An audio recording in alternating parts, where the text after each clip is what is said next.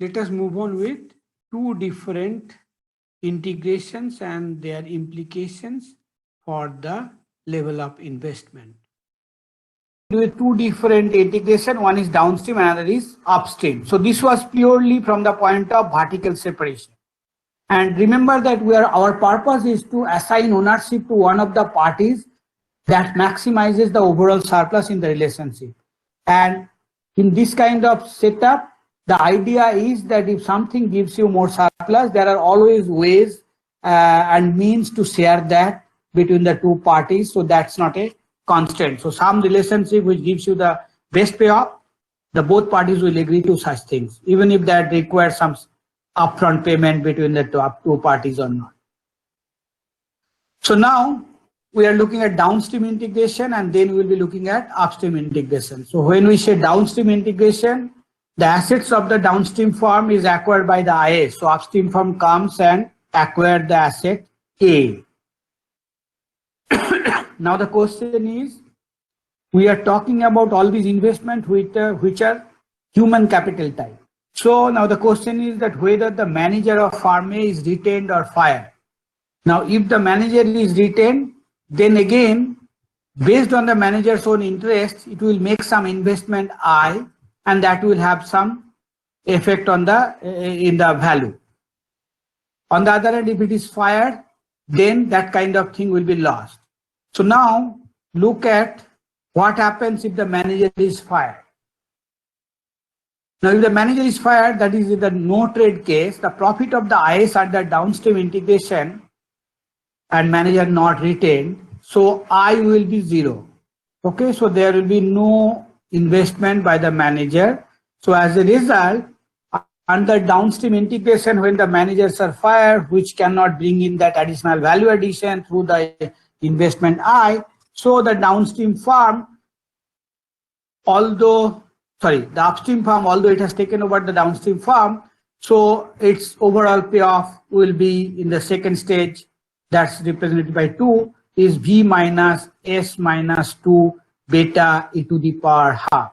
Now this beta is again a separate efficiency parameter which represents the efficiency of the investment that is being done by the upstream firm E, because we are talking in terms of the pairing of this upstream and downstream and the relationship specificity between the two parties. So as soon as the managers are fired, the effectiveness of the investment that the upstream is making will be less valuable. So this beta is lower than alpha, okay?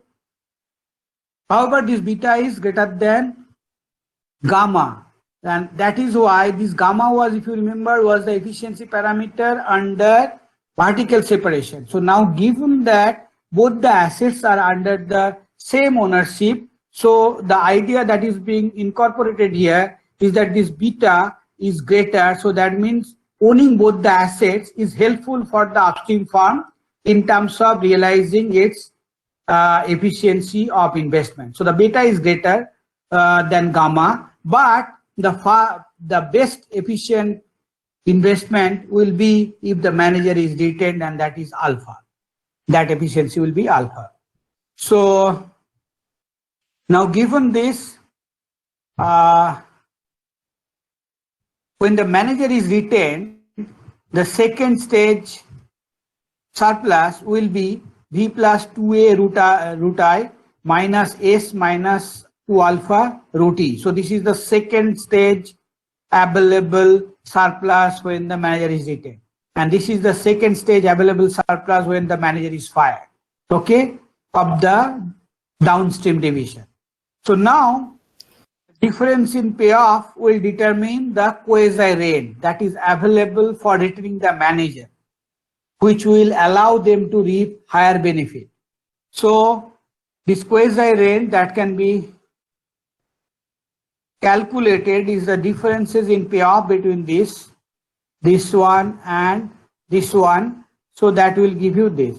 Now again, imagine that manager's outside option is 0. So you'll be able to maximize the payoff by Nash bargaining and Just a moment.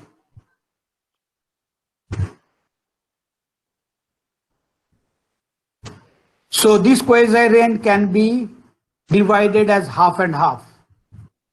Okay. So you can set up the Nash problem the way you have set up from the vertical separation case, but the final outcome will be that they are getting the advantage of half of this quasi rent. Okay, that's the. Hi Sneha, what's the question here? So how did we find the quasi rent here? Yeah, so just imagine we are talking about the downstream integration. What does that mean? That the upstream firm goes out and take over the downstream asset. Okay, that's the definition of our downstream integration. Okay, now when the upstream firm is taking over the downstream asset, the upstream firm has two options. One is it can simply fire the manager. Okay, and another thing is that it can retain the manager. Now, what's the advantage of this manager, this space? What is the specialty of this manager? The manager can invest in the relationship specific value addition in a manner that will improve the overall surplus, right? So if the manager is retained, then your overall surplus will be something. And if the manager is fired, then you do not get any advantage of the relationship specific investment that the managers will be making. Clear? So essentially what is happening, we are thinking of all these investments in terms of human capital investment. So essentially you are losing the manager who has invested in his own talent or human capital. So he is more productive now, but he is not retained. So what is quasi-rent then? Quasi-rent is the difference between the two. That means if I keep the manager, which means that there will be some value realization of that human capital that is invested by the manager himself, okay, minus the value that I will be able to appropriate as the upstream firm subsequent to this downstream integration is that if the manager is not retained and it is fired, okay. Now, if you look at this particular expression, it tells you that the first term is that overall value that will be there if you retain the manager, okay, at the second stage of the game. So that means we do not look into the initial investment of I and E in terms of its cost, but we are looking at the second stage, the benefit of those I and E, okay. So manager is retained. The first term tells you that the relationship is good in a sense that the same person is there to deal with. So now all the efficiency parameters are A as well as your alpha, okay? And both sides are making investment I and E, okay? So this is under downstream integration, but manager is retained. Minus the valuation of the two entities total will be that V minus S minus 2 beta root E. So this beta is essentially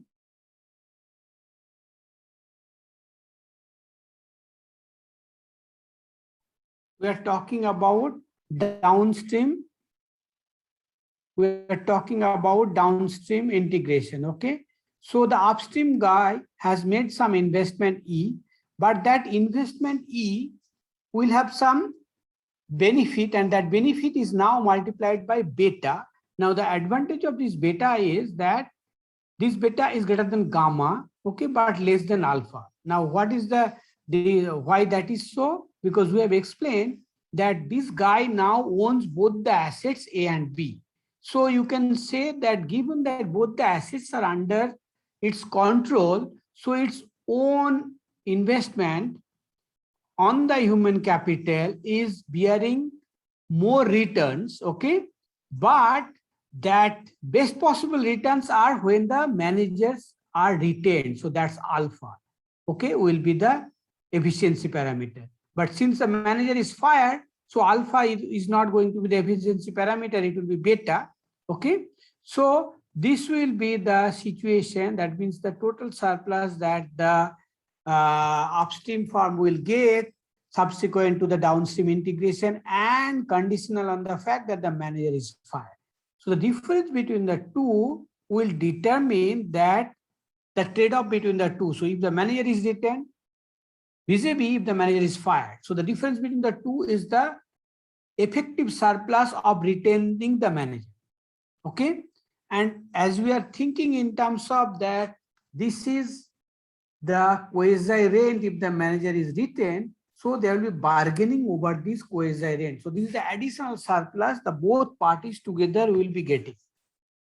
Okay, if the manager is retained, right? As opposed to if the manager is fired. So given that the both parties are aware of this additional surplus for continuing with the relationship where manager is not fired, so now they will bargain over this additional surplus that, okay, the manager will be retained, but you have to give me half of this surplus. Similarly, the manager will also claim half of this surplus. So that's the standard NAS bargaining solution. Okay. So here the bargaining will be between the integrated firm and the manager, or between the two parties that have been integrated? No. It will be so that the integration has taken place in terms of asset being taken over. So now the question is that I have taken over in the downstream integration, upstream has taken over the downstream divisions asset. Now the question is whether that particular person who was managing that place was to be retained or fired. Okay, so the bargaining is between the new entity, that is your after the subsequent integration, downstream integration, and the guy who was managing the downstream. Okay, so whether that person should be retained or would be fired after the takeover. So that's the question we are asking. And since there is a value to keeping that manager, so that additional value is exactly the quasi rent. And given that this is a positive additional value, so both the parties, that is the integrated firm, that is the upstream firm with the downstream's asset, and the person, the human person who was managing that downstream division, who was actually the owner of that division, is now can continue in that division as a manager by his own investment and remaining as an employee of that united organization. Is it clear? So the bargaining is taking place between this newly kind of new manager who was earlier the owner of that division. Okay. Clear? Okay, because they were the owners, the upstream the owner and the downstream owner, but upstream firm has come and taken over the downstream division asset. Now as soon as the asset is sold, then the owner of that asset has the option of simply summarily kind of fired, or can be kept as an employee to do the job. Clear? Okay, so that difference is the quasi rent, and the bargaining will be between these two parties, who is now the manager who was earlier the owner of the downstream division. Clear? Yes. Okay. Outcome of the NAS bargaining. Now, the firm B, which is the upstream input supplier under downstream integration in stage 1, we look forward to that half of this gain can be obtained in the second stage. And then plugging that value, it would be able to get its overall payoff, which is this much. So if you add that the relationship continues with half of this benefit accruing to the downstream, you will get this total surplus. Okay, so that will give you the efficient level of investment under the downstream integration as alpha plus beta whole square by 4. So let me just clarify. So this is not accruing to the downstream. It is under downstream integration accruing to the owner B. Okay, so who is the owner B? So your upstream was owner B, your downstream was owner A. Okay, that's how we have defined. Okay, downstream is the final good sector where owner A was owning the asset A and adding the value and selling the product. Okay, So this is under downstream integrations, the owner B's overall payoff, knowing that half of the quasi-rent will accrue to him. So this is its overall payoff, and B now owns under downstream integration both the upstream as well as downstream, and its choice is that it will continue with the owner of the downstream as an employee and whom we are calling manager, okay, of that division, and who will work for this owner B, okay, and that's how this owner B's total payoff will be this much. Now, ex ante income of the manager, net of investment cost in effort. So in stage one, when the manager knows that finally it will be retained under the renegotiated price based on the quasi-rent available, so the manager will make the investment based on that. Now that will, so now look at the earlier owner A. Now under downstream integration, that owner has become a manager. Okay, so that person's A's payoff now under downstream integration will be that it is only going to get the half of the quasi-rent for him to be retained as the employee of that united entity, minus the amount of investment that it would like to make now, because it knows that my returns from the second period interactions and the quasi-rent that will be divided between the two parties will give me this amount of surplus, okay? And minus this is the amount of cost that I will bear when I make the investment I, okay? So now this owner A, who was earlier owner of the downstream, but under downstream integration, this guy has become a manager, and that manager, keeping in view that after downstream integration, tomorrow the negotiated returns that it will get is this much minus the amount of investment cost that it is incurring today in period one is this I. So its investment now will depend on this overall surplus that it will be able to calculate sitting in period one. Okay, so is that clear? Is that clear? Yes, sir. Okay, let me continue. Be exactly the half of that quasi-rent minus the amount of investment that it makes, I. Now manager will decide how much I to invest. Now that I will be determined as a square by 4, okay, from this expression. Now if you substitute the privately optimal level of investment effort and then aggregate profit under this ownership structure of downstream integration, your overall surplus will be this much, okay? So this you are getting by allowing the upstream firm to acquire the downstream. Remember that all these alpha, beta are parameters. So depending on the relative values of those alpha, beta, gamma, your final outcome will be determined. Now let us look at Sir, Sorry? the ordering of alpha, beta, gamma, is that empirical or only theoretical? So It is based on the definition relationship specific investment. So when I say relationship specific investment, that means outside the relationship it has lower value. Okay, so here the additional dimension is that even if you fire the manager, then not only that the manager, whatever the hell happens to him, but also the amount of investment that you have made will have lower value. Okay? okay, sir. So this is the idea of relationship specificity, that something within the relationship has greater value, something outside the relationship has little value. Okay? So Yes. now, what is K? Now upstream integration is the other aspect, that here the downstream firm goes and acquires the upstream firm. Okay?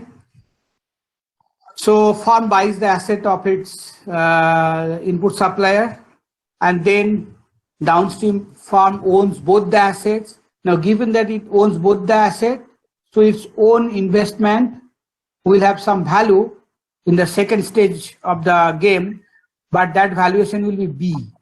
And that B is greater than C because it owns both A and B. Okay? In the vertical separation, this was C because it was not owning the input supplier's asset. Okay, more you own things, then the valuation goes up because that helps in terms of allocation of your asset and realizing the value of the investment that you have made. So now this will be the stage 2 payoff of the farm A under, sorry, there is a printing mistake. This is under the integration, downstream integration we are talking about. So this is DS, not No, vertical this is separation. US actually. Sorry. So this is the upstream integration. Okay. So this VS has to be the. So what I circulate will have corrected part. Is DS. So now this will be the realize that this particular surplus can be realized in second stage. And what will happen in case of trade? In case of trade, they will be able to realize the full benefit of the I investment that is being made, and also this alpha E to the power half. Okay, so this will be the total surplus available if the manager of the input division is retained, not fired. So this is when they are fired, when they are not fired. So the difference between the two will be the quasi rent that can be appropriated if they continue the relationship in terms of the upstream firm's manager being just an employee now in the new organization of downstream integration. Okay, so now again this particular quasi rent can be divided between the two parties as half and half. Okay, now when you do that, if you now want to define the surplus that is possible for the farm A, will be given by this. But before that, if you look at this, it will make it clear that this is for the managers of division B. Now look, managers outside option is 0 and it is getting exactly half of this number. Okay, so this is the payoff that it will be getting by the continuation in the second stage, and the amount of investment that the manager now is willing to make. So this will give you the, by optimizing, the manager of upstream division will be making the investment, and that will be, this is small e, that will be alpha square by 4. And look at the guy who has actually integrated. So this is the downstream integration. That means the downstream firm has gone to acquire the upstream firm input division.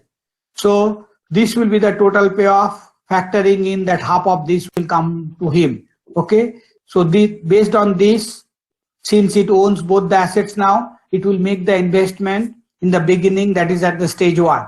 So the I will be determined through that, and I will be this, IUS will be this amount, A plus B whole square by 4. Okay, now if you plug all these values, you will get this particular expression. So now what you have under upstream integration, this payoff, then you have under downstream integration, this payoff, and then you have vertical separation, this payoff. So now you are in a position to compare all three payoffs to determine whether to go for upstream integration or downstream integration, or the two firms remaining separated. So now if you understand the questions, now you know that all these parameters will now determine the boundary of the farm in terms of these two divisions that we have talked about, that whether to integrate both division or not, and if it is an integration, what form of integration will take place. That means whether upstream will go for downstream or downstream will go for upstream. So first question is that, is it better to have vertical separation as opposed to any form of integration? Now, if this particular payoff is the highest, then obviously the two firms should remain separated. And that happens when the contribution of both parties are of huge importance or hugely significant. Okay, so then you do not want to make one of the divisions manager as the employee, which will lead to the underinvestment so much that the benefit of integration will be lost. So that is the cost of integration that Grossman-Hart has pointed out.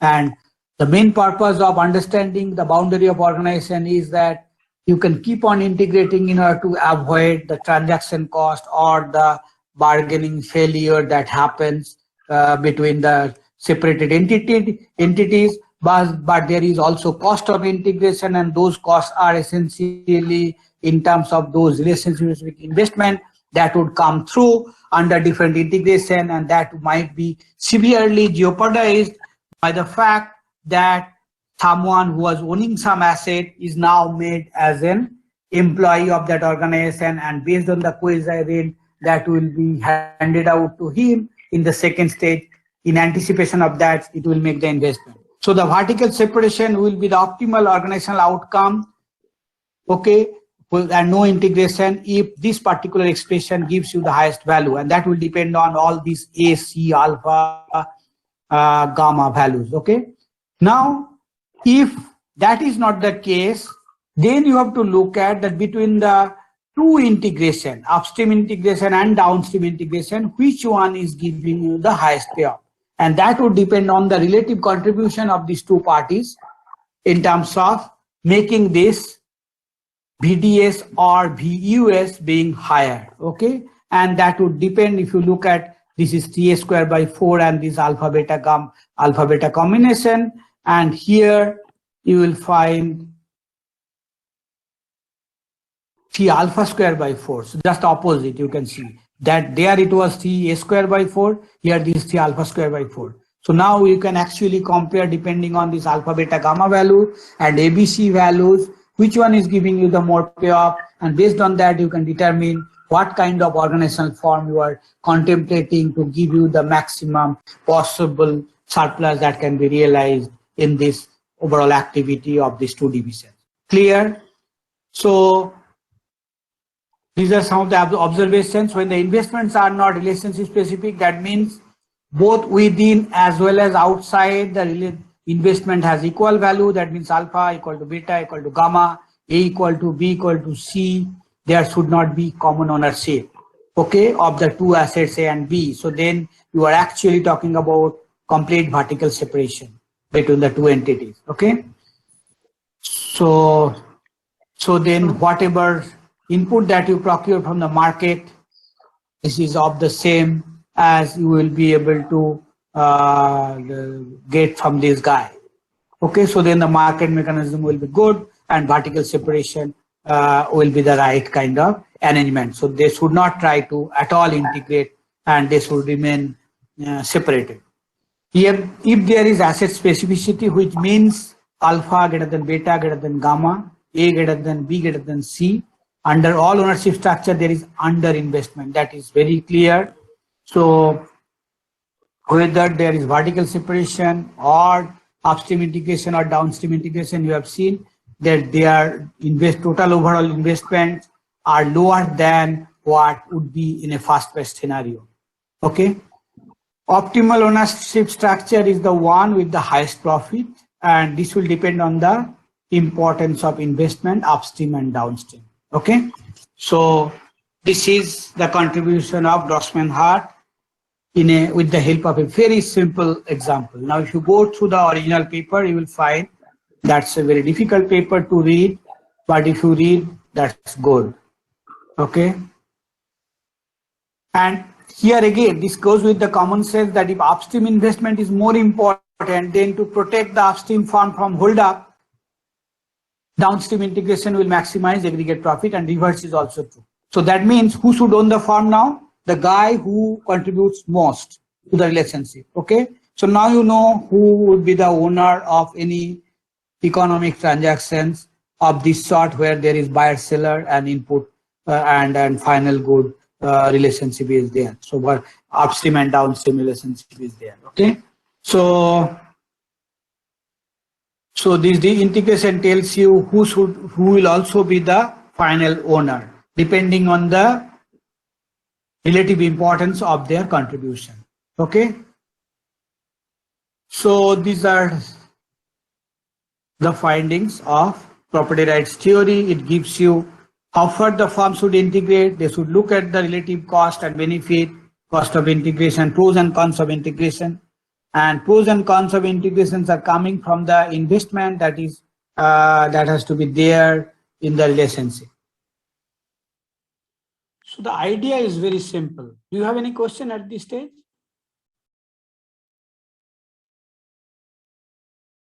Do you have any question? So, Yeah. so can you explain the no trade case in case of upstream integration, like the expression for the profit there? No trade case. Yes.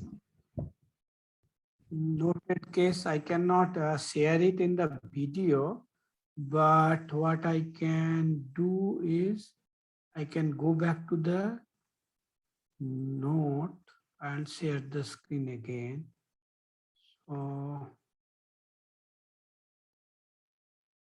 So you are talking about in no trade case.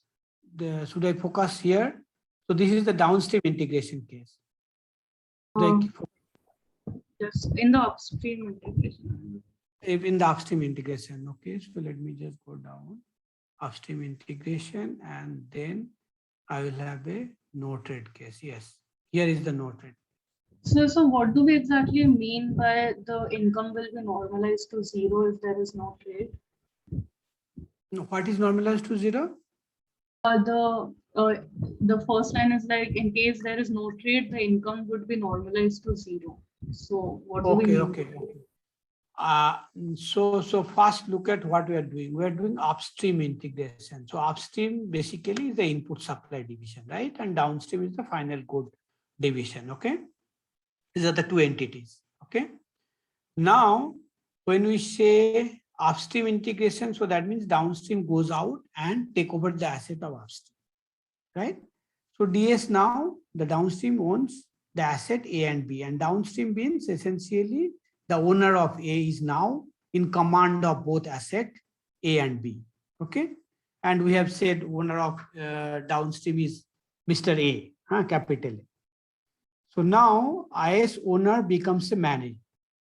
Now IS owner who was earlier Mr. B was owning the division and making the investment to increase, to reduce the cost of production of that particular. That is going to be supplied to the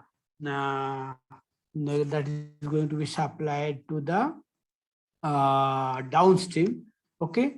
So now IS owner becomes a manager because his assets is already been taken over. Okay. So Mr. B is now can have only two options, either to work for this integrated firm, but as an employee, and we call that as manager, or it can simply either be fired or it goes out.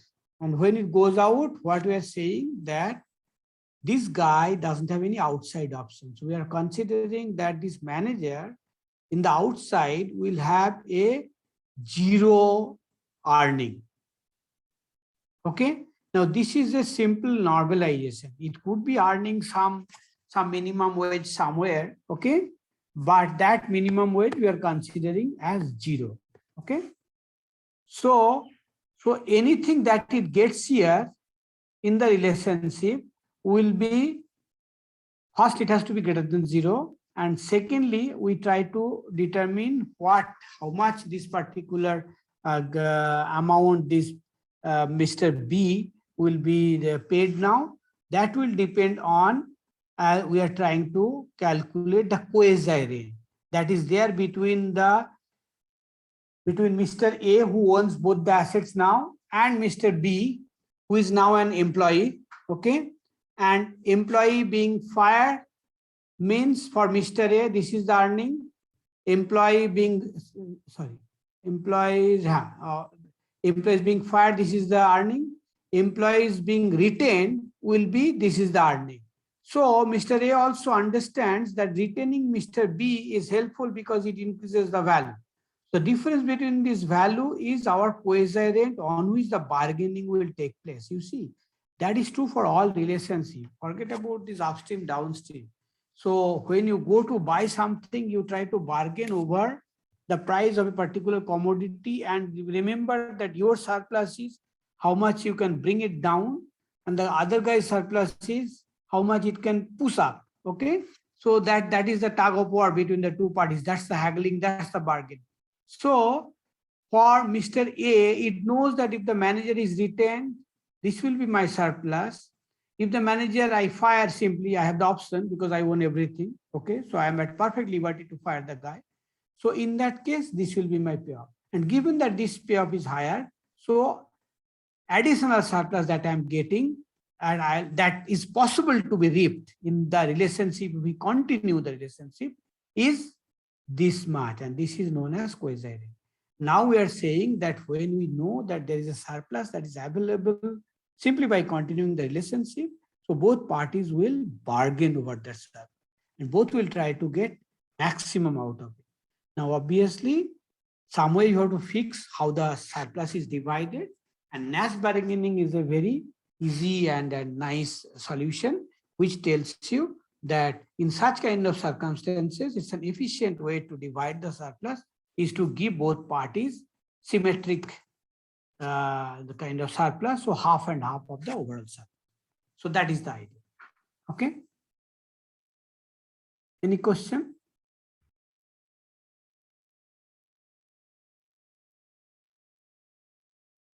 Any question? Hello? No, sir. Okay. So now we are moving on to the lecture yet again.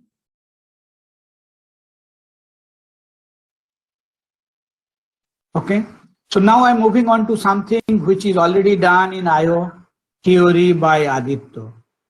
So I'm just cursorily going through it. This is from Tirol. You can read it from Tirol directly. So the idea is, so this particular very little and small thing, many of you are already aware of it in your micro course maybe or in IO. So essentially any kind of this upstream downstream structure, whether it is input seller versus final good producer or the manufacturer versus retailer. So there is this chain of relation between the two parties, and one party, the upstream party, whatever it chooses. So in case of manufacturer and retailer, if the manufacturer chooses a price of a particular commodity, that becomes a cost for the next stage of activity, right? Similarly, if the input supplier sells something at a price, so that becomes the cost for the next level of activity. So we need this particular thing in order to focus largely on our next module, which is outsourcing and vertical contract. So that's why this particular small section is important for you to understand. Okay, and this is being done from Tirol's industrial organization textbook, and the page number is also mentioned here. So please go through that very carefully. Very simple. If you have upstream downstream relationship, you know that whatever the input sellers charges as price for the downstream firm, that becomes the cost of production. Okay.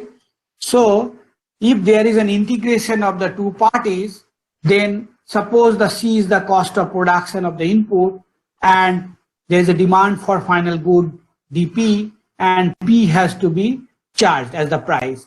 So if both the parties, upstream and downstream, they are integrated in a vertical relationship, then they can actually choose monopoly price, which will be determined from the maximization of P minus C DP. Okay. So the first order condition will give you that PM should be such that this is satisfied, and of course with the associated second order condition. Now, the problem arises that what happens if they are in a different kind of relationship.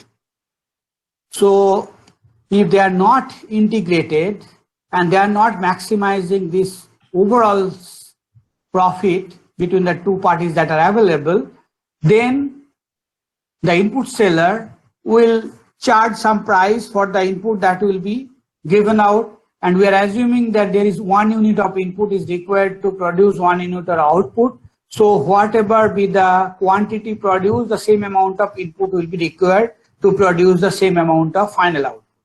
Okay.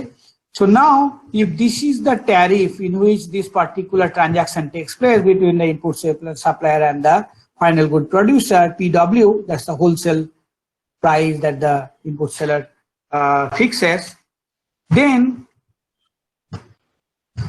this is motivated with the help of the wholesaler and retailer kind of relationship. So that's why this wholesale price is coming into play. So now the retailer who will take this wholesaler's price as given will try to maximize by choosing its own price P. So P minus PW dP, and then it will actually maximize this expression. Now given that PW is chosen by this input seller, which would definitely be greater than C, so you can easily understand that the solution here at this equation, the P will be higher than the PM that was the outcome under integration. Okay, so this PW greater than C would lead to P greater than PM. You can do a more elaborate proof if you like, but the final implication is that when the retailer is maximizing the profit, if it faces a higher marginal cost, it will obviously choose higher price for selling it. Okay, under the monopoly scenario. And this is just an example that's also given. So if you take 1 minus P as the demand function, then you can actually solve for the wholesaler's price that will be done and then retailer's price that will be chosen. Okay, so under non-integration, you will be able to then find what would be the total surplus. So this is manufacturer, that means the wholesalers, and this is the retailer's profit. So the two profits you can add and you can find out. So, and this will be the consumer price.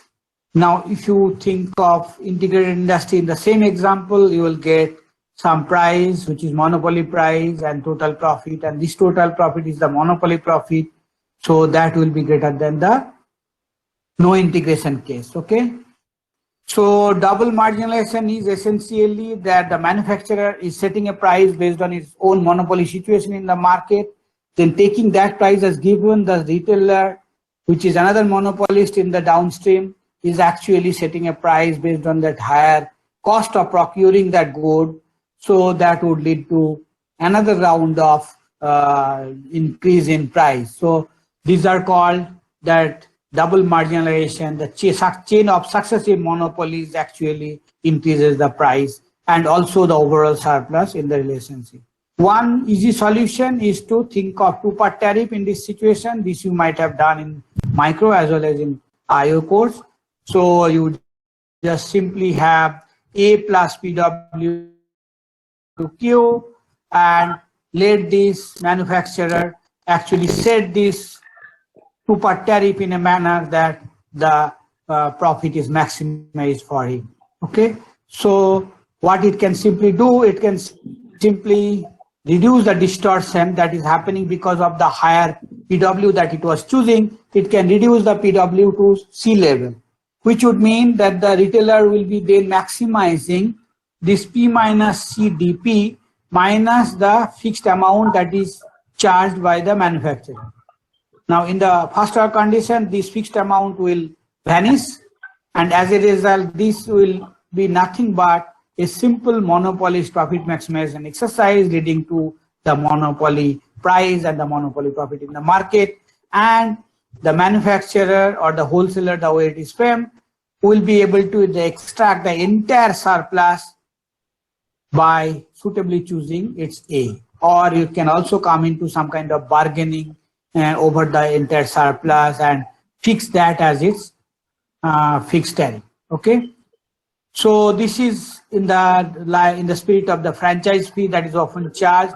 So the goods are handed over to the retailer at the cost of the production, but they are all supposed to pay the franchise fee to the manufacturer for this selling the goods downstream. Okay. Okay, so that's all. Now, if you have any question, so this will be important for our next set of modules, especially outsourcing.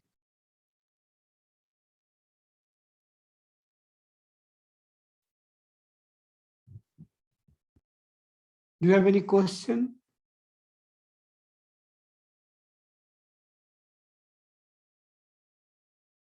So Yes.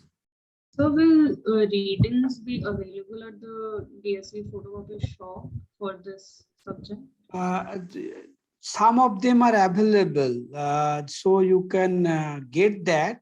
But I would insist that even if you have the package with you, that course material, but you should follow the class closely in terms of understanding that some of the things will be dropped out this time. Will not be covering them, and some of the new things will be added. So that's the risk you are taking when you are purchasing that course material. Okay, but you have to follow closely in terms of whatever is relevant for this year and whatever is not. Okay, and so this if you follow the reading list, the syllabus that is given there along with the readings, now many of them will be available online. So if you just spend a little bit of time, so you will be able to get all the readings at your desktop. Okay, and for example, today what I did in Grossman Hart, this was from an online textbook, and that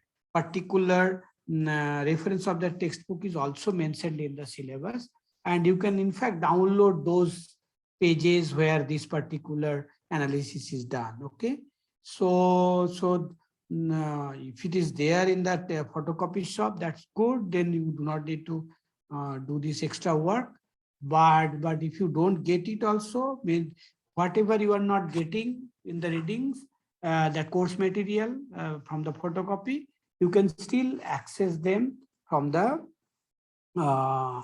web. Okay, so many of them are freely available, and especially if you look at the syllabus, I have mentioned some of the lectures by Gibbons, and then Michael Powell and Daniel Barron. So they have exhaustive set of lecture notes. Okay, and as per the organization of that, maybe in a year or two, they will be publishing that as a book, lectures on organizational economics. Okay, so they are also freely available, and whenever I cover them, I will be directly covering them from those sources, and they may not be directly available in your course folder. This what you will be getting from the photocopy shop. Okay. All right.